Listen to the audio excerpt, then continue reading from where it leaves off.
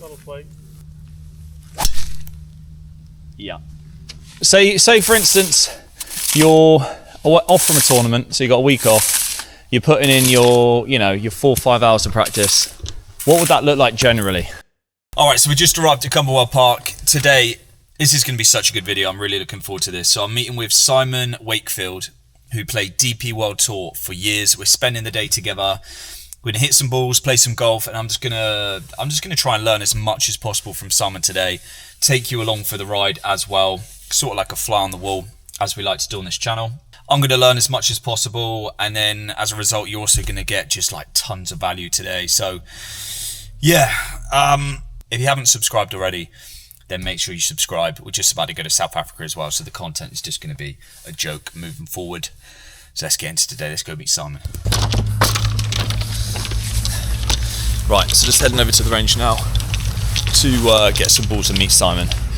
Now, before we start this video, I just want to do a couple things before we get started. So firstly, this jacket that I'm wearing today from Able, I'm going to link you directly to it. Okay, this is an absolute must, I think, for winter, coming into winter for 90% of my audience. So get on this jacket. It is proper smart. Code is James10 for discount. Second thing, online lessons. You can use the code, and I swear this is real, Cubal John, for 15% off. Takes online lessons with myself down below 40 quid. So perfect time to get into that. And thirdly, we're at Cumberland Park, so thanks to Cumberland Park for hosting us today. Buzzing about this.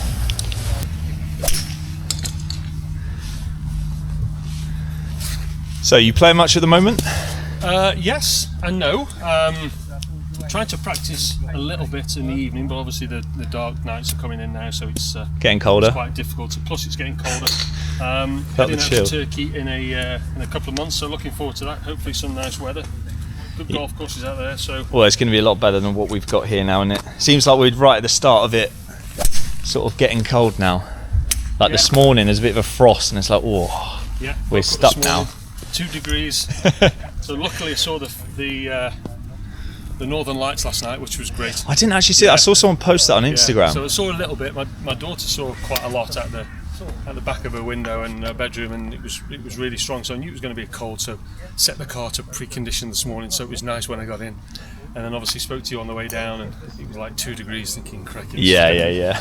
Time to book a flight. Yeah, and that's the thing. It's it's nice today. The sun's shining. Yeah, it's beautiful. We got pretty lucky here today. So yeah, mate, obviously going to go out and play some holes in a minute. I've just got loads of questions to ask you. But I think to start with, it'd just be good to know what you're up to now before we get into sort of like what you've done playing the tour. Yeah, so golf director for a golf travel company called Par 5 Escapes. Mm-hmm. So we're based down in Hammersmith in London. So we are trying to promote golf pros taking coaching trips to Turkey, Spain, Portugal, Morocco, Cyprus, Dubai, South Africa, anywhere that they want to go, really. Yep. And it's great for them because the clients that they teach, they want to go on golfing holidays. Yep. And the pro obviously wants to earn some money and do some coaching trips as well. So we're sort of collaborating with them. So we are offering them a package.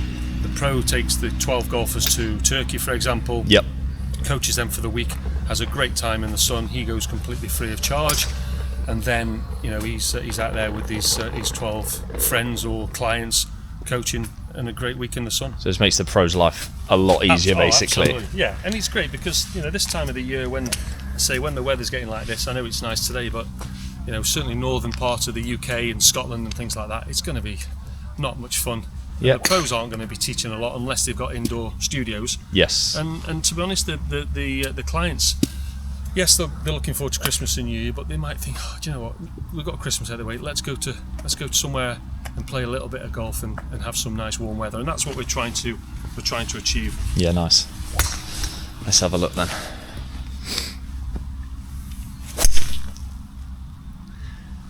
Arrow. Yeah, that's never been the issue, to be fair. So how many years did you play on tour? 18. 18 years? Yeah, 18 years. Consecutively? No, I was off and on in the early stages with Challenge Tour. Okay. And then I had a good run from, I think, 2002 to 2009 and got pleurisy in 2009. So I was out all 2010. I've had pleurisy. Yeah, so It's savage, isn't it? Yeah, and to be fair, Chubby, who was managing me at the time, was, you need to take a year out, and it's difficult when you're sat at home watching your friends play in tournaments that you've played in, and you kind of think, actually, I feel all right. Yeah. I'll go and play. So then you go out and have a week, and then you think, actually, I'm not quite right, and Feel you miss drained. the cut, and you go back and you feel shattered, and you just think. And I kind of got to sort of July really, and kind of wrote that year off. Started getting better about August time, September, and then started practicing hard and getting ready for tour school really, because I'd finished, I think, high enough up in 2009. I didn't have to go to second stage. Okay, so I went straight through to finals. Some finals down at Catalunya. Catalunya, was it? Catalunya, I think it was in 2010. And it was the weather was great. The course was quite bouncy, which suited me because I was hitting a sort of a low. I've always been straight, so I was hitting a low driver, and it was running. So I'm not long, but I was keeping up with the guys. Yeah. And my iron play was good, and I made some great putts that week, and ended up winning tour school. Oh, really? Which was great. That was real. So what was the score winning 22 under, I think I was, or at 21. Catalunya? At Catalunya. That is going some, isn't it? That is going some. Yeah, I think myself and Carlos de Morel were sort of 3 or 4 ahead. And I remember I was in a house with Charlie Ford and Chris Paisley, and their parents were there. And I remember thinking as I got up on the morning of the 5th round, this is the important round, because I was leading. If you have a bad day on the 5th round, you're almost out of contention. Then 6th round, you've got to work hard. Yeah. Where if you can just keep it going on the 5th round, it's almost a formality that you're going to get your card unless you completely screw it up. Yeah. And 5th round, I just played so solid. I think I shot 4 or 5 under and still retained my lead. So then I went out on the last day and just felt so relaxed. Fairly freed up. A little bit of pressure. Played with Jarmo Sandelin and a little bit of pressure, and it was great, and ended up sort of winning by 2 in the end. Really. And then that got me back on tour until I finished in 2015. So which was your best season? 06, 7 and 8, I think, really. So I had a look at your record on the DP World Tour. You've had a couple second place finishes, is that right? Second in Glen Eagles in 2007.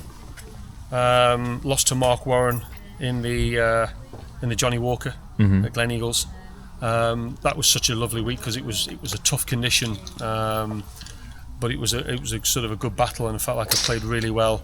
And I had about a 4-footer at the last to win it. Really? Hit it right lip, hit it a little bit through the break and missed it. And then Mark birdied the 3rd extra playoff hole. Wow. And won. So I was a bit disappointed. And then the lost in the playoff to Ken Ferry in 2011, I think, in Austria. And then I had a couple of other sort of decent weeks with the Irish Open 2008. At Dare Manor, I believe, and then was it at Dare then? And then a good week at the Open in 08 at Birkdale, where I felt like I'd had such a good week in it. I lost 2 balls down 17th on the last round and kind of knocked the wind out of my sails, really. So where did you finish in that? Finished 19th. Really? Finished 8-4. Finished triple bogey par for 19th. Wow. Par I'd finished 4th. Wow. Which. It's just one of those, isn't it? Yeah, and I say it wasn't my fault. It was a decent tee shot down the left of 17. The marshal saw it, and when we got down there, we couldn't find it. So we trudged it all the way back up to the tee, which obviously you wins out your sails. That's just brutal, isn't it? But the frustrating thing was obviously not just the world ranking points, but I finished 19th, where top 16 would have got me in the following year at Turnberry. Really? And that was what I was more disappointed about than anything. Yeah. Not just finishing like I finished, but the fact that I didn't get to play the following year, which was a shame, really. But it was good fun. Well, it sounds like you've had a pretty good career. Yeah, it's been interesting. Some great places. Yeah. What did you think of South Africa, by the way, when you were down there? Did you enjoy it? Loved it. Yeah, it's so good, isn't it? Yeah. Like the golf courses are so good. That's always in great nick. It's such a wonderful place because for us going down, we had 3 weeks before Christmas, which was almost, as I say, the weather's turning here. So you go down to South Africa, the weather's beautiful. It's cheap as chips for us in Europe to go down and live there. The hotels are great. yes, there's a reputation of it being unsafe, but I think anywhere is in the world if you're not careful. I've said this a few times. I almost feel safer in Joburg than in London now. Yeah. Like, well, you wouldn't walk around Birmingham, Manchester, London at 2 o'clock in the morning. No. So why would you walk around anywhere in South Africa at that time? You wouldn't. You know, and I think going to and from the cities, so down to Joburg, to Durban, to Cape Town, to George, you know, it's a flight. It's all safe. There's no problems. The caddies are great. You know, you know when you start going more and more, they know who you are. So when you arrive on the Monday, you know, a certain caddy that you've had the previous time or the year before, they come and find you. They know you're coming. Yeah. And then you do a deal with them, and they caddy for you. I had a couple of guys down there that were, every time I played down there, they were the guys that caddy for me. Really? You know, and when I turned up, they knew that they were caddying for me. I didn't even know. But the guy said, "Oh yeah, I'm caddying for you." "Oh right, are you? Oh, okay." They're great, aren't they? Absolutely There's some brilliant. right characters within the caddy group. So we had 3 weeks before Christmas, came back for Christmas and New Year, and then down to Joburg Open for the 3 weeks after Christmas. And then we come back for a week, and then we start the Desert Swing. So I loved it. I mean, I won down in South Africa in 2005 on the Sunshine Tour. Okay. I won at Sun City at the Dimension Data, Oh, wow. which was great. Yeah, as I was saying, so hitting it straight was your strength. Yeah. So it's perfect for you, isn't it? Sun absolutely, City. Yeah. That golf course is the most demanding off the tee that you could imagine. Absolutely, and you know, and that was they're the weeks I felt like if I had a good week, it was the weeks like I putted well.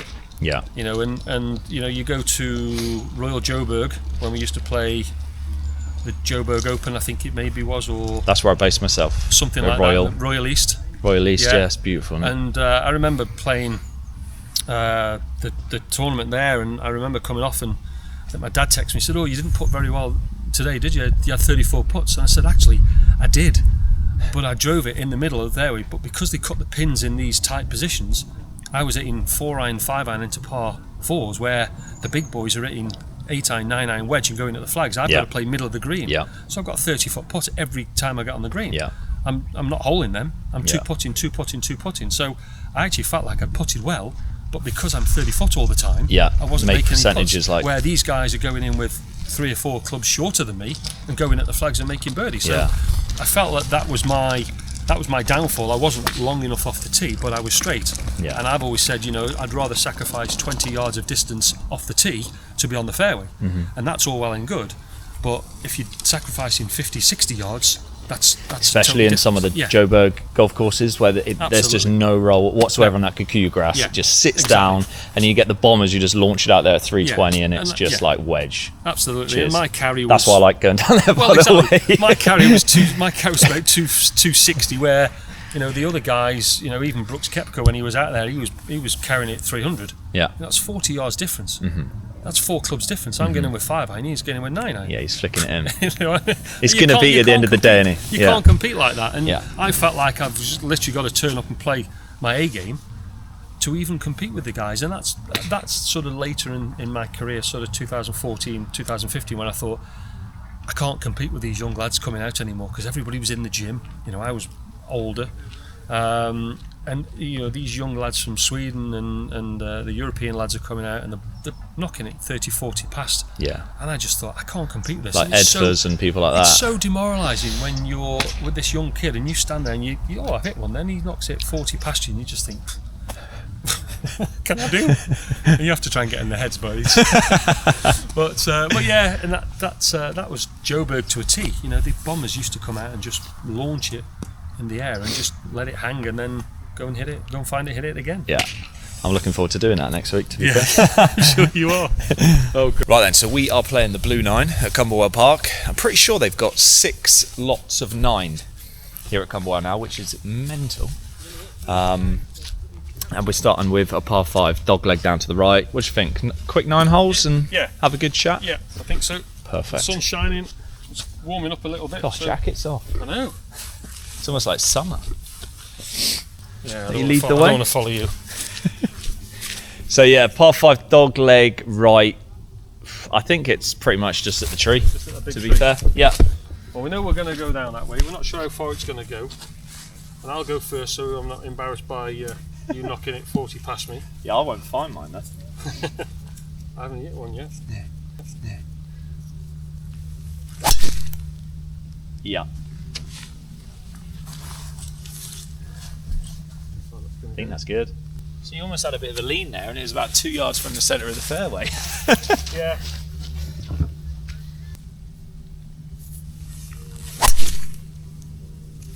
Yep, that'll play. Yeah. Yep.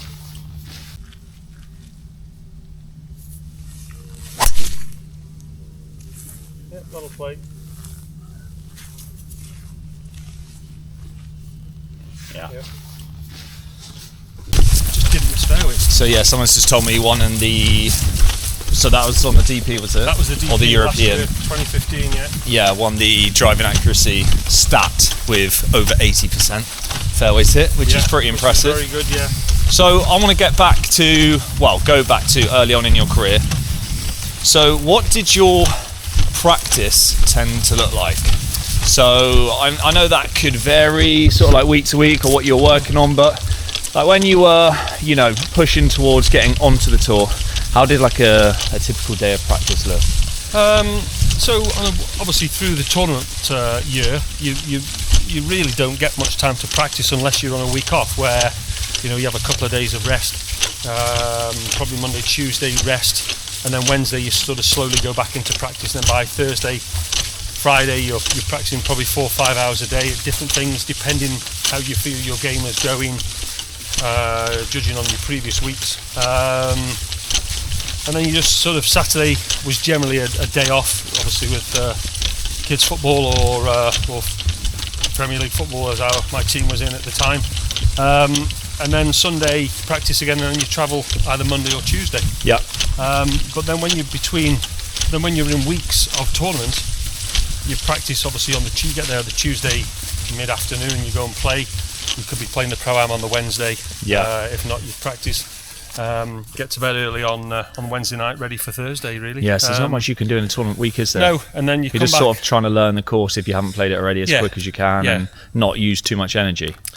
Yeah, again, it depends. If you've just had a week off, your first week back, you're raring to go. So, you want to get off to a good start on the Thursday, and if you make the cut and you finish decent on the Sunday, you fly back Sunday night. Monday, you normally chill out. Yeah. Don't do much certainly in the morning. Maybe laundry. Go and see family and maybe hit a few balls in the afternoon, but then you're in bed or ready to pack, and then you're off again sort of 4 o'clock on a Tuesday morning, and that happens 5 or 6 weeks in a row. Yeah. And people think that we've got a wonderful life, and don't get me wrong, it is a great life, but it's not as easy as it looks. People turn the TV on and think, oh, the lads are playing golf in another country on a new golf course in lovely weather. Yeah.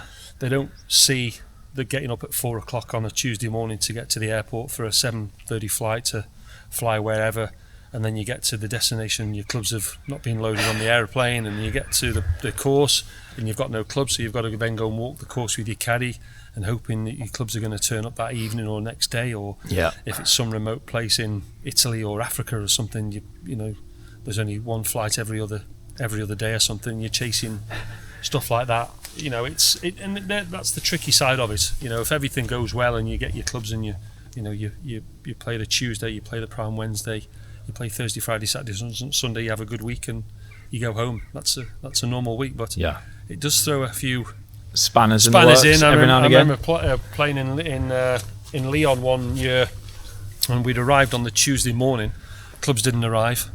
So Wednesday, clubs didn't arrive. I ended up borrowing a set of clubs out of the pro shop that were a bag of everything. So used those on Thursday and Friday, missed the cut. Friday evening went back to the airport to fly home, and the plane that was going to take me home had just landed with my clubs on it. So I literally picked my clubs off at the airport, put them back on the same aeroplane and flew home. Cheers then. So yeah. Yeah. Arrow. Yeah. Yep. Okay, so for those like 3-4 hours, so the practice that you do, obviously that changes, I guess, depending on what you're working on. Yeah. I mean, again, it depends on the week before. And I'll tell you this now: the least favourite thing to work on was the putting, and that was the thing I was worst at. Well, you just find it dull.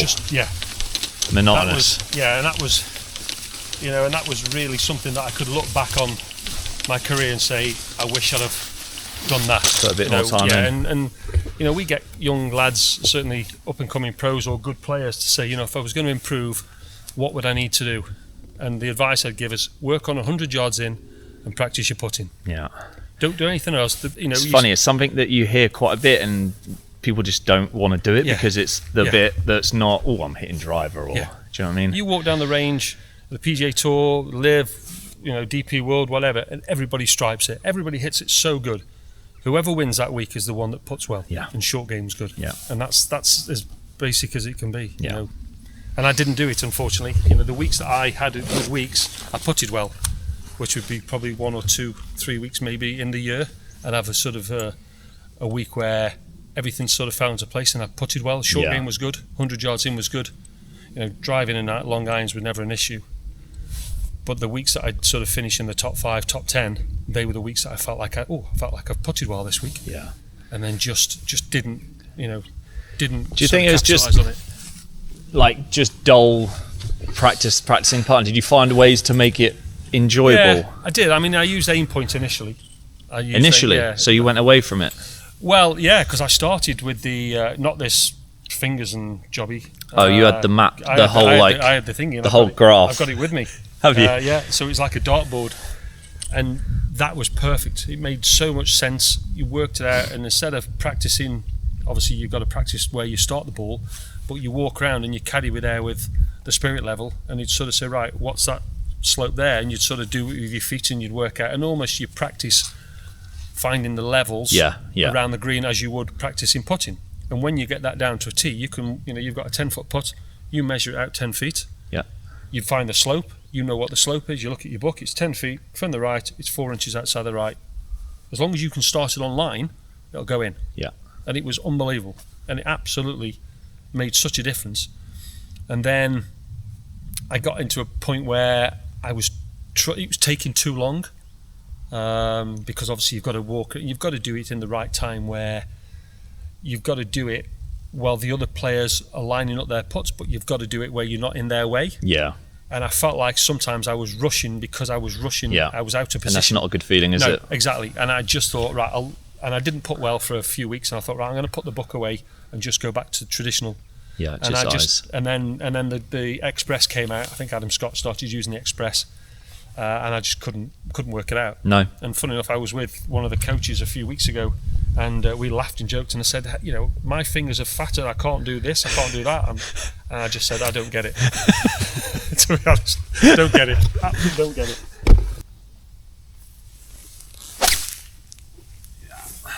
Alright, caught that one a bit heavy, guys, there. Bit squelchy out here. But yeah, I've got a little wedge in. So for the rest of the video, we're just gonna play 9 holes, film most of the golf, and just try and get as in-depth as possible. See, just try and learn something today. It's obviously really, it's really cool that, I'm out here today with Simon. I think anyone who's trying to, really step up their game, learning from people that have done it is just key. It can just fast track the learning process. So yeah, pretty cool.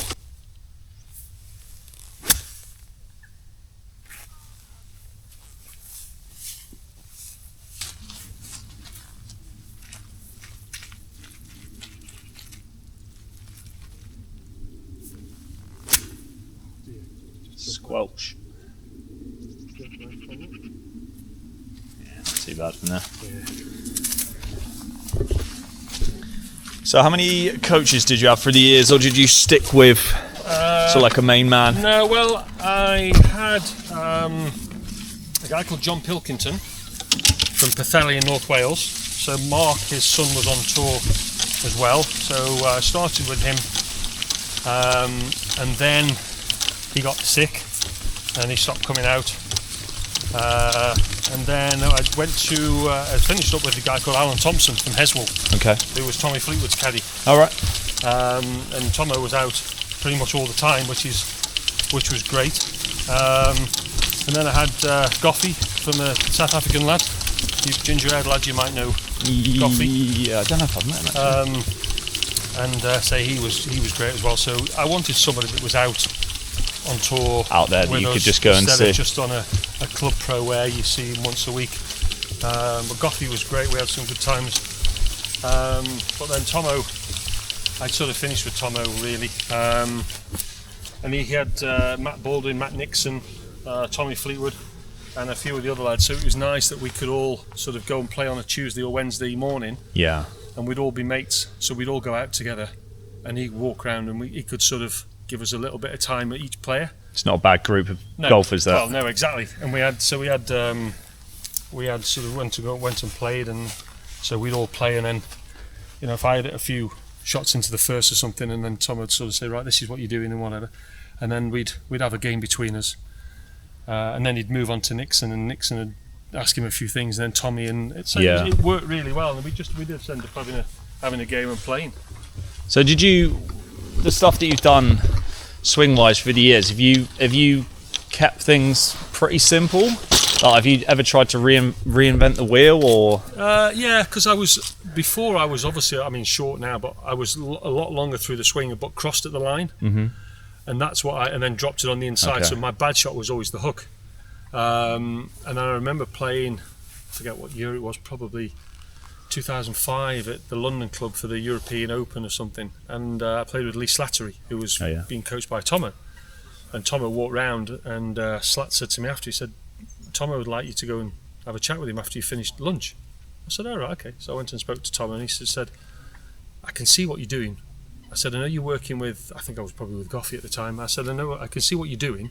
He said, but I can get you in the position that you need to be in to make you better. I'm like, okay, so I was intrigued. So I went to see him, and we started working.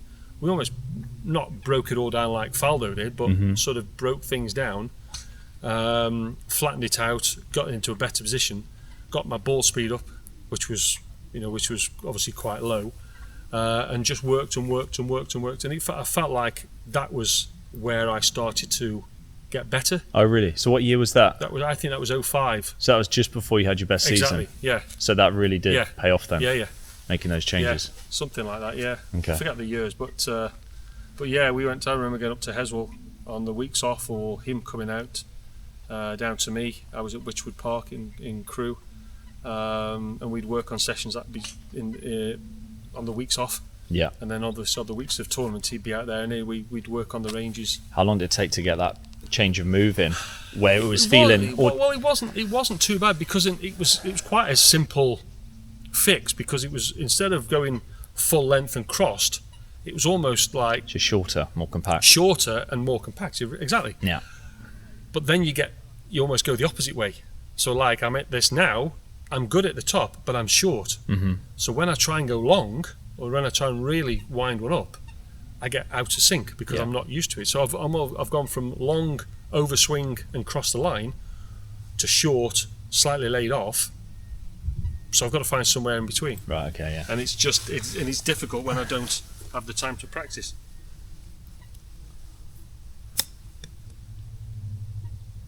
Hello. So when I don't have the time to practice, I can't implement as much as I want to do it.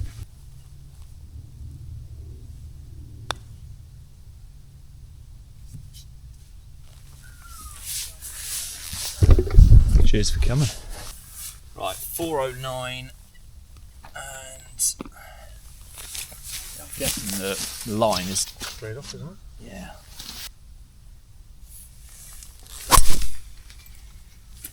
Under it.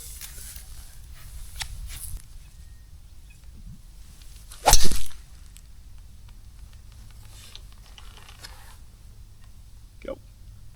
Yeah.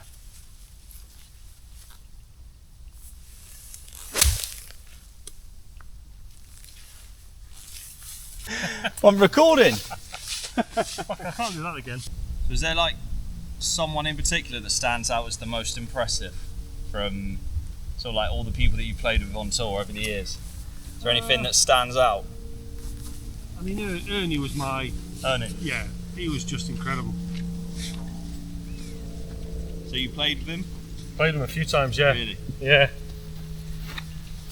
What, just the whole package? Just everything. Yeah. Yeah.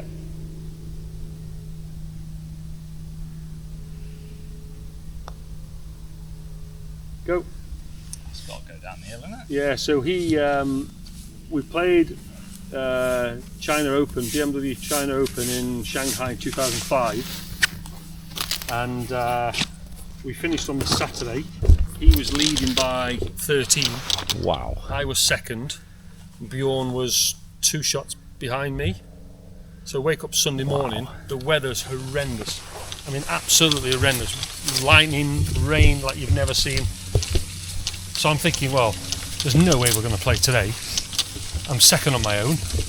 I'm in China. I'm going home. Happy days. Absolutely loved it. So we tour, get on the phone and whatever. And they're adamant that they want to play the last round. Ernie's got his jet, so he's not bothered. And they're like, let's just call it a day. 54 holes. Ernie wins. Everyone's happy. I'm happy. Everyone's happy. Brilliant. Because I'm only 2 shots behind, two shots in front of Thomas Bjorn.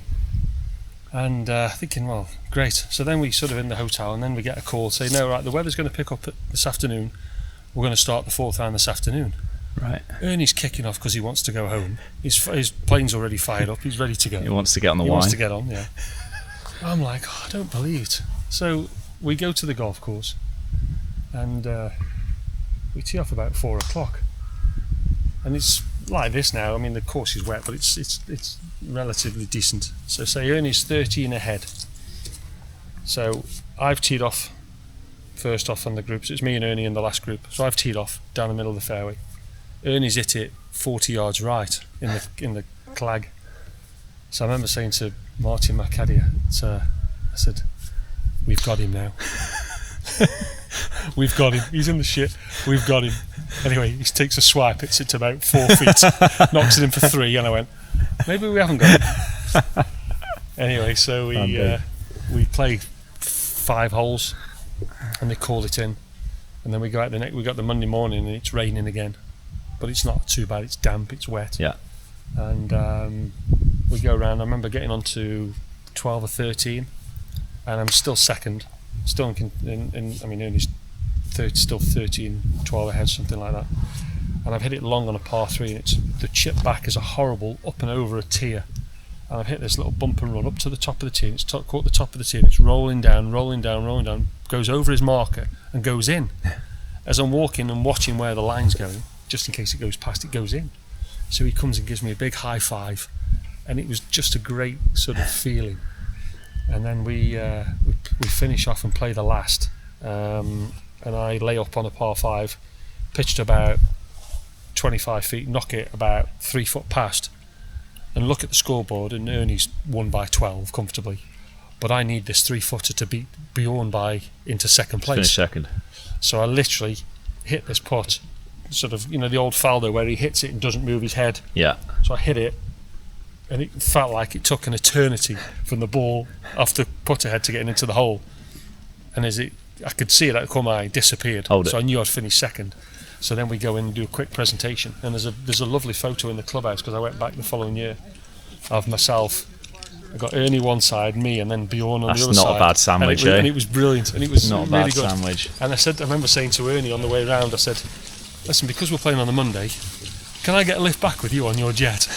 Did you get one? No, and he said, I'd love to. He said, but because it's an overnight flight now, or because we're leaving this time, we've had to configure the plane into bed so we can sleep in Clarkie's with me. So we've got no room. Just shoved you on the floor. I know. I thought he sat in the flight deck. I don't care. So Ernie's game then, he's just had everything, didn't he? See, for me, he was the world number one. Tiger, don't get me wrong, he was immense, and what he's done for the game is incredible. But Ernie travelled the world playing at that level. Yeah. And he just got everything. And he was just incredible. Where, I know Tiger obviously played the WGC and the majors and things like that. He had a very limited schedule, didn't he? Yeah, he didn't play much. He played like 12 events a year or something. Yeah, didn't play much out of the US. Played obviously Dubai. So you think just based on the fact that Ernie's travelled the world whilst maintaining that level? Yeah, exactly. It's that hard. So when you're travelling then playing the tour, golf's easy. Yeah, golf's easy. It's the travelling that's the hardest part. Really, absolutely. Yeah, and that's what people just would have no idea about at all. Time zones. Because it's not just that, is it?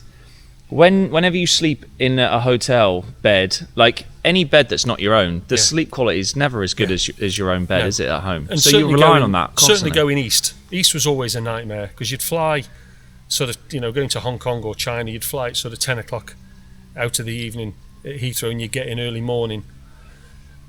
And you go to the golf course, and you'd be, if you're in business class, it's different. But, some of the lads that are on tour, most of them were economy, and you can't get a good night's sleep. And you get to Hong Kong and you're staying in the official hotels, but where the golf course was in Hong Kong, the hotel wasn't great. Right. And it was a bit of a sort of a dodgy area, really. And I remember getting there and just feeling like I was all alone. It was really strange. Really? You got a few of the other players there, but I was in a room on my own. You're waking up at 2 o'clock in the morning. You're tired, you're jet lagged, there's nothing on TV. Yeah. We didn't have iPads and computers because they're like watch Netflix and things like that. There's nothing westernised about China, is there? It's just a completely different place, right? And there's nothing you can do. You're there, you're missing your family, and you're wide awake at 2 o'clock in the morning. You're tired, you're jet lagged. There's nothing to do. You just got to sit in the room and watch all the four walls because you can't go out. Yeah. And it was the hotel was called the Regal Riverside. It sounds nice. It was the Regal Super by the end of the week because it was just like, oh my god. And some of the players ended up staying in Kowloon and a 40-minute train ride because they didn't want to stay in this hotel because it was that bad. And it was clean enough. Well, that was one of like the official European tour hotels. Because it was a place called Shat Inn out towards out towards the race course, and the golf course was beyond that. There was nowhere else to stay. Right. And that's where we were stuck there. Yeah. Sounds lovely. Oh god, it was awful.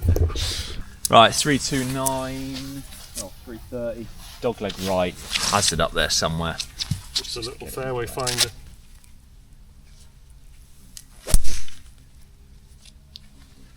That'll do, yeah.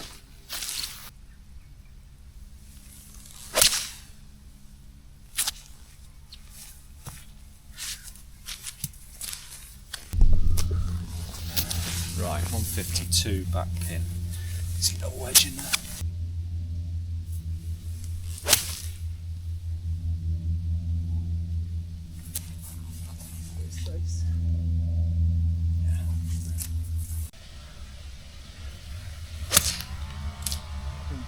It's taking it off of it, isn't it?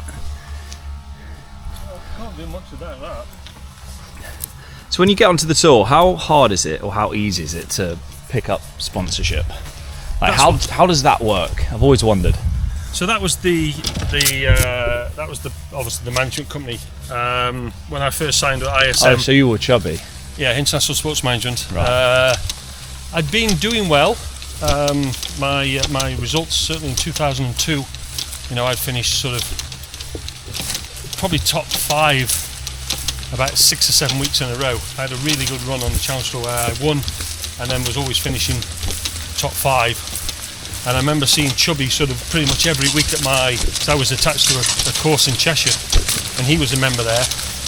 So every time I had a good week, I'd go and I'd see him, and we just joked, oh, another top 10, another top 10, another top 5. And he just said, listen, if you want us to look after you, just pop in and see us. So I went to with my dad, and we sat down, and he just said, listen, this is what we want, this is what we will do for you, this is what we expect. And I just remember driving home thinking, well, if I earn a lot of money, I don't mind paying them a percentage. If I don't, then I haven't got to pay much. Yeah. They'll go out and get me some deals. They'll take a cut of that, which is understandable. But it takes everything away from me, so I can just focus on playing golf, which is what you need. Yeah. And they were brilliant. They were absolutely brilliant. They had 2 or 3 player managers that worked on that stuff. A couple of them would be out with us every week, and then a couple of them would be working on different deals. And they'd early in the year they'd come to us and say, right, we've got you 10 grand for this, or 20 grand for this, or we've got you a car sponsorship or whatever, and you just need to do a couple of golf days and things like that. So that's usually what it'd be, like to turn up once or twice a brilliant. year. And then they put logos there and logos there, and obviously every different. So that's, this was, don't forget, this is 20 odd years ago. So that was 10 grand, that was 10 grand, that was 20 grand, that was 50 grand for the front of the hat. Right. Everything was different, and it was like a billboard. So you just go. So the lads would go to a company and say, right, we've got a player. Do Do you want a sponsor? Yes. How much do you want to give? 10 grand. Okay, well that's going to be on the sleeve or on the collar or something. And they go, okay. And then you just say, okay, well So they that's sell fine. an advertising space, Yeah, basically. that's pretty much it is. Yeah. And then they'd have a golf day and you just turn up at the golf day and beat the pro or something like that. And it was brilliant. So we had quite a few of those. And I was always very good with the sponsors. Sort of learning about them and doing things like that and going the extra bit. Yeah. Sort of on the news. I imagine that's quite big, isn't it? For like retaining them and stuff. Yeah, it's brilliant. And I say I was with BMW for 7 years. And normally their deal was only a 2-year deal for each player, but I was doing such a good job for them. Right. And I kept my cars clean and I love my cars. And So you got a few nice motors I out had there, a did you? lot. So what was the best one you had? I had M5s, I had 9 M3s, Oh, 2 M5s, Nice. a couple of 1 X5M, a couple of X5s and different things like that, but they were always immaculate. yeah. And I remember I had a petrol blue one, M3, from the guys that looked after me at Halliwell Jones in Chester, and I'd only had it probably a couple of weeks, and they ring me and said, "Oh, we've somebody's inquired about your car and we've sold it." I said, "What do you mean you sold it?" He said, we want your car back. I'd literally had it 2 weeks, done probably 200, 300 miles on it, so I had to take it back. And turned out it was Phil Jagielka had seen me driving or seen it somewhere, rung Halliwell Jones and said, right, that's because this new M3, whatever it was, it had only just come out. And he ended up buying it. So I'm like, Cheeky I've bastard. literally just had this car for 2 weeks, it's gorgeous. And then they put me into something else. So, but yeah. He's a golfer, isn't he, He is, Jagielka? yeah. I've seen recently he's been on Golf Supply's YouTube channel. Oh, right, I think okay. they filmed out in Dubai, so don't know what he's doing out there, but yeah, no, I've noticed. Yeah, and it was always nice because he joined Stoke a couple of years ago and played for us for 2 or 3 seasons, which, that was, your which team, was is it? nice. But never got to chat to him and say, hey, you had my car off me. Is that sand? Yeah, lob wedge. Right, 326. Don't actually know where the green is, but I'm guessing it's Down to the left, I think. just to the left, yeah. Yeah, somewhere there. Around there.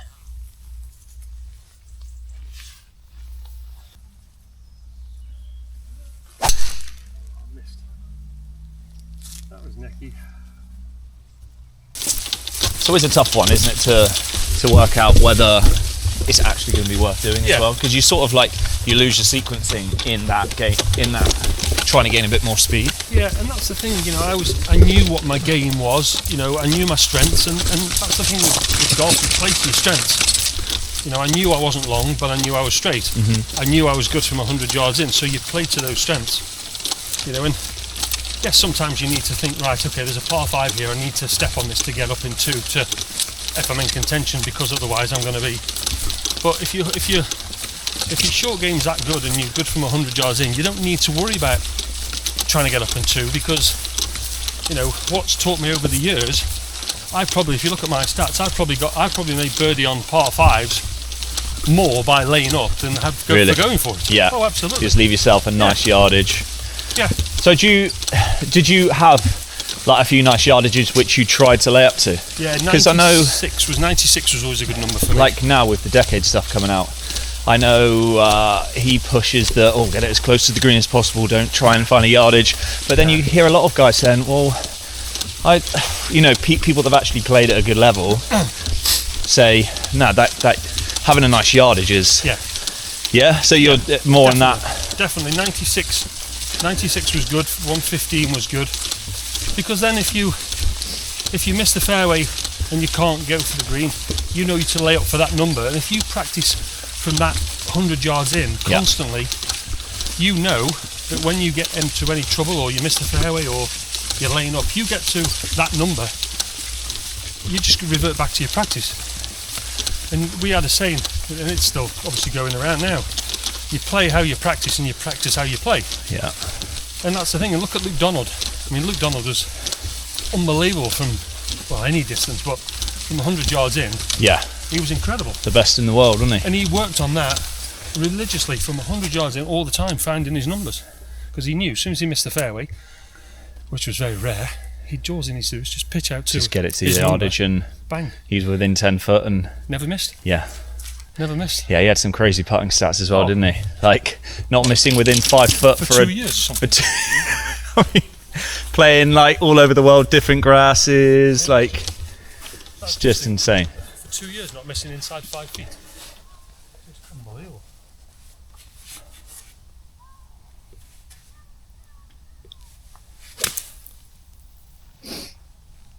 Looks pretty tidy. Not sure what distance.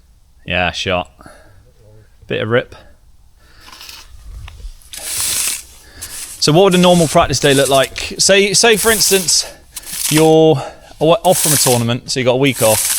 You're putting in your 4 or 5 hours of practice. What would that look like generally? Was there like a routine that you followed?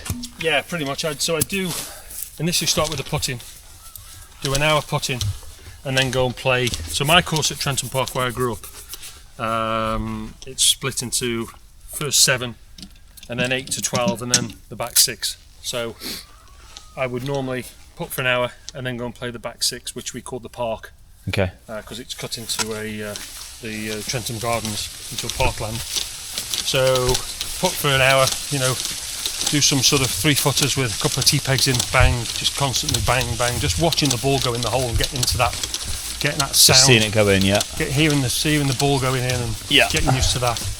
And then go and play 6 holes. Just go and play, wouldn't do any work on anything. Come in, depends how I play. Then go and hit, bunker shots for an hour. Then go and play another 6 holes. Come back and do sort of short game or long game or things like that, and then go and play and just make it interesting. Many balls on the range? Or were you more like, do you practice on the course, like long game stuff? Yeah, I think it depends. I wouldn't stand there and constantly hit ball after ball after ball after ball. I think unless you're working on something and you're trying to grind it into your swing, I think it's pointless. So It's interesting because that's how you see a lot of mini tour players practice, and even like amateurs practice. It's like ball after ball on the range. unless you're working on something, you're trying to get it into the slot and grooving into your swing by constantly hitting the same shot. Not every shot's the same. So, as soon as you sort of hit a ball, come back, get a nice lie, come back, do your pre-shot routine and work and do your pre-shot routine. So when you're on the course, again, that's the play how you practice, how you play. You literally walk it into the shot, you're doing your pre-shot routine, you're setting yourself, you find the target and you're hitting it. Yeah. Once you've hit it, put it back on there, come back and do it again, and just take your time instead of, you see some of the, not so much the young pros, but the amateurs just go to the driving range, bang, rake bang, hit. bang, bang. Yeah, It's 7 just irons and what they're drivers. what they're doing. Yeah. Oh, I had a good practice session. Well, you haven't. You've just hit 100 balls in 20 minutes. I think that's a and massive you've not learned anything. thing, what you said, play how you practice how you play. That's actually quite big, that, isn't it? Well, yeah, and it's and if when you're on the course, if you've got your shot and you've done that practice on the range, you just go and hit that shot. And we did it many times where on a Wednesday afternoon we've got our yardage book, and you've obviously got your targets on the range, but we'll play the course on the range. And Fitzy does that. He'll sort of say, right, the first is 280 yards. Like the fairways are those 150 and 200 yard marker. Mm-hmm. So you peg it up, right, you come back, you play the shot, you hit it in that target. Don't matter where it goes, you've hit that. Right, okay. Right, next shot you've got 6 iron in, you've got 180 yards into that peg. Right, the flag is that one there. So you grab your 6 iron, you put your ball down, pre-shot routine, and you play your shot. And then your caddy will give you, if you miss the green, he'll say, miss the green. If you hit the green, it's close, he'll give you a tick, and then you'll go into the second hole. The second hole's a 200 yard par 3, 5 iron or 4 iron. Right, your target's that. Pre-shot routine, go in and hit that 4 iron. So when you get on the course, You've got the visuals and everything. you've got the visuals. You've actually played the course on the range. Yeah. But you've literally, you caddy saying, right, on the second hole, you've got your 200 yards, right, it's at that flag there. And just go and hit that shot like you've done on the range. Just step in and It's just that's the thing that totally takes different. like the whole going through your pre-shot routine on the range may take longer, but it's so much more efficient, isn't it, in the long run? Yeah. And it's quality, not quantity. Yeah. You guys will stand there and... Because that's another ego thing, isn't it? Oh, I hit 600 balls today, but it's like, well, is that helped? Absolutely. Yeah. I'd rather hit 100 balls, but quality. Yeah. And I've got something out of it. I've got the feedback out of it. The caddy will mix it up and say, right, you're on the 8th hole or something, you've got a 4 iron in. I want you to hit this one left to right. there's the flag, and you try and hit that shot, because on the range there's no trees, but you get on the course and suddenly there's an overhanging branch. Yeah. And you might need to hit that left to right shot. And if you've not practiced and if you've just been going bat. Exactly. So you stand there and you think, okay, well, this is the shot I hit on the range 2 hours ago. Right, I'm going to hit this little cut. Yeah. Just hit the shot. Yeah, I like that.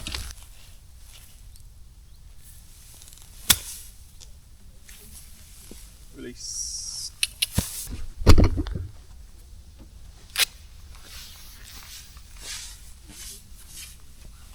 than normal. And a quick one.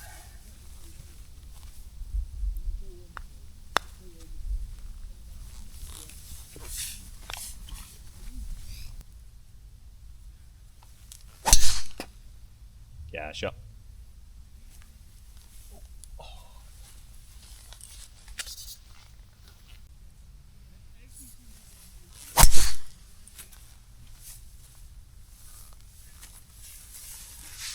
think it's alright. Right, 171. Pin's on the right, it's going to go a little left of that.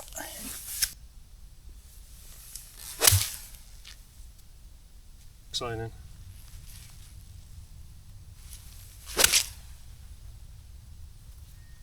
Nice. So, shaping it then. Do you try and move it around a bit? My natural shot is a draw. Yep. Can never, unless I really force a left to right, I don't see a left to right. I mean, it looks, and it's quite funny because when I stand there, my natural shot I see as a draw, always have done. But when I stand on the range and watch my fellow pros, stand there. I went to Wentworth a couple of weeks ago, and I'm good mates with Matt Southgate. Yeah. And stood and watched him when he was hitting this lovely fade, and it looks so elegant and beautiful and so much under control.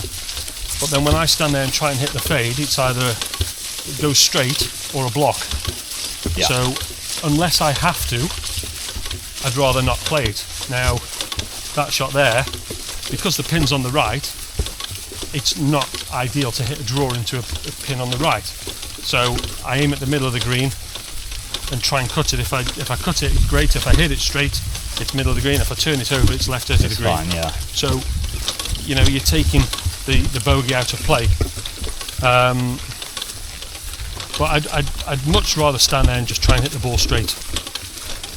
So you're trying to consciously hit it straight, and you're probably at push draws. Yeah. 20 odd years ago, the balls were different, so you could move the balls a lot more in the air. And we play pro-ams, and we say to the amateurs, these balls go too straight, and they look at you like you've got two heads. Well, hang on, how can a golf ball go too straight? These guys are hitting it all, but the modern ball goes too straight. Now, if there's 5-10 mile an hour wind, that's perfect, because we can hit the ball straight and the wind will do the rest. Yeah. It's when it's flat calm and you've got to try and work the ball in left to right and right to left, that's when it becomes difficult. So you're pretty happy with just stock draw? Yeah. Try and hit it pretty much straight. Pick your target and just hit it, and everybody hits a natural shot. Yeah. Whether it's left to right, right to left. But as long as you play to that strength of hitting that shot at that time, then it's weird because for years I tried to move away from a natural shape, which is a draw, and I tried to fade it in trying to get more control. No. But I ended up, my fades were draws, basically. Yeah. It's funny, I always had this joke. Same with, I'll try and hit a cut and I'll be like, that's cut. They'll be like, you see a 2-yard draw there. Exactly the same. The lads on tour, Ben Mason, Ian Pyman, my old mates, used to say for that, oh, well, look, I've hit a fade. It's a 2-yard draw, you're on about. No, it isn't. It's turning left to right. No, it isn't. It's just not drawn 10 yards. No, exactly. So yeah, when I'm obviously heading off next week, I'm definitely going to apply some of the stuff that you're saying about practice, just because I have the tendency to become a bit of a range pro, do you know what I mean? Yeah. We stand on the range and just hit ball after ball, make it look really pretty, but just don't spend enough time on the golf course. So I think I'm going to take that into account. Just get out there and play, and also just spend a load of time within 100 yards. Yeah, I mean, everybody's different. At the end of the day, everybody's different. What works for me doesn't work for you, doesn't work for the next guy. You've got to find out what suits you and work to your strengths. And if, look at Monty, Monty spent very little time on the range. I'm sure he did in his early days, but certainly when he was world number 1 or European number 1 for 7 years, he very rarely practiced. He played more. Or just went out and played golf? Just went out and played, and that's the thing, Again, if I'm playing at my home course, Trenton Park, or wherever, and I just want to go and play a few holes on my own, I'll play 2 balls, mark them differently, and play against myself. Yeah. So hit, your 3 woods off the tees, and you're never going to hit 2 shots exactly the same, so you're always going to be a little bit distance apart, or different clubs in.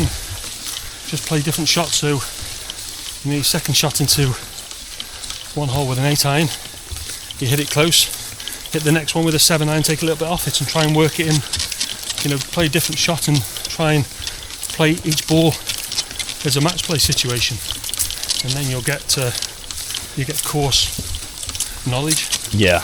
And do it that way. Do you ever do any other sort of like variations on things like that when you're playing? Sort of like worst ball or anything?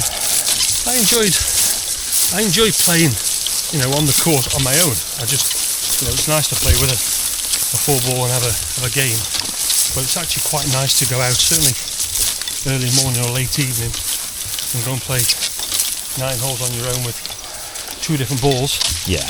And just go and play golf and just enjoy it. And certain on a day like today when the sun's shining and the greens are good, it's so nice just to go and play 2 balls, play different shots into each green, have a couple of different putts, and then just move on and just go and play. Yeah. Instead of standing on the range hitting 5 iron after 5 iron after 5 iron, and not learning anything. Yeah. Well, I've been there, mate. That is for sure. I think we've all been there. Yeah. Anybody that's been serious about the game, I've been there at some point. And I'm not saying that that's not the answer. If you're working on something and you need to stand there and hit 500 balls with the same club to work in what you're working on, then absolutely you need to do that. But then there's a time and a place for doing things like that. Yeah. And that's probably not just before a tournament. No, exactly. Yeah. No, and that's the thing, on a Wednesday afternoon, when the tournament starts on a Thursday, you'll get probably a handful of guys on the range, but you won't get many that are actually working on the game. They're just sort of dialing in a few things and getting yardages and bits and pieces. They're not working on something, and if they are, they've obviously got to... They're desperate. Exactly. Right, there we go. That was a pretty cool day. Just about to leave to go home now. Good to spend the day with Simon, really nice guy, and it's to be confirmed, but we may be doing some more content together via the travel company that he works with, so that is all to come. But next up, South Africa, which is going to be big. 2 months of playing tournaments, and today was really good. Learned a lot. Hope you've learned a lot as well. That's one of the things that I really like about this vlog, is that I can learn, but also the people watching this vlog, although it is quite niche, because it does go in depth in certain topics, but yeah, I just like the fact that you can learn as well at the same time. So yeah, good day's work. Let's get back to Exeter. Friday, 2.5 hours at the minimum. It's not going to be the best drive home, but anyway, see you again shortly for more content, and South Africa soon. Cheers, guys.